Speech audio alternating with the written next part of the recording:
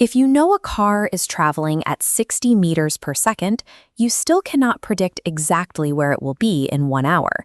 To calculate its future position, you are missing a piece of mathematical data, its direction. Quantities that only tell you size or magnitude are scalars. Speed, mass, and time just give you a number.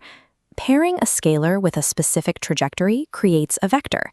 This transforms speed into velocity and mass into weight, necessary to map forces and motion. These terms eventually plug directly into algebraic formulas.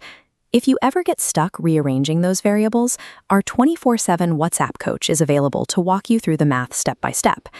Differentiating between scalars and vectors is the prerequisite for translating real-world motion into solvable physics equations.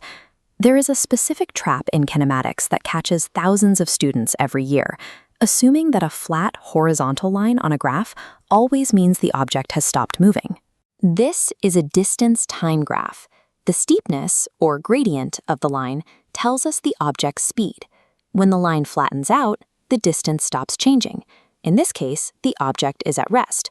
Watch what happens when we swap the y-axis label to speed. The shape of the graph is identical, but the physical reality has changed. That flat line no longer means the object is stopped. It means the object is moving at a constant velocity.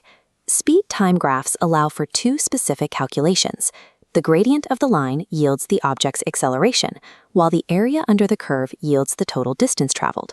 By identifying these axes correctly, you stop guessing at abstract concepts and start solving simple geometry problems. This graph shows a complex speed-time curve. To calculate the distance, we split the area beneath the line into simpler geometric shapes, a rectangle on the bottom and a triangle on top. Now it's your turn. Pause the video and calculate the total distance this object traveled in the first 4 seconds. Here's the solution. You calculate the base times height for the rectangle, then add the area of the triangle. Notice the 1/2 in the triangle formula. Forgetting to have that value is the most common mathematical error in this calculation. Once you can measure movement, the focus shifts to what causes it. Isaac Newton provided the framework with his second law: force equals mass times acceleration. Unbalanced forces produce an acceleration, causing the object to speed up or slow down. But if the force vectors are equal in opposite directions, the resultant force is 0, and the object moves at a constant velocity. This connects back to our graphs.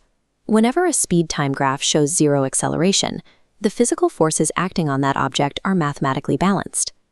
This speed-time graph tracks a skydiver. The steep curve shows rapid acceleration, then flattens.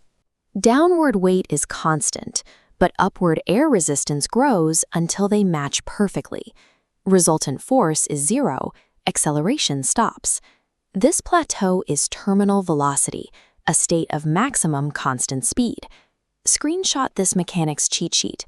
It aligns the kinematic rules for analyzing graphs with the dynamics equations used to calculate force and equilibrium.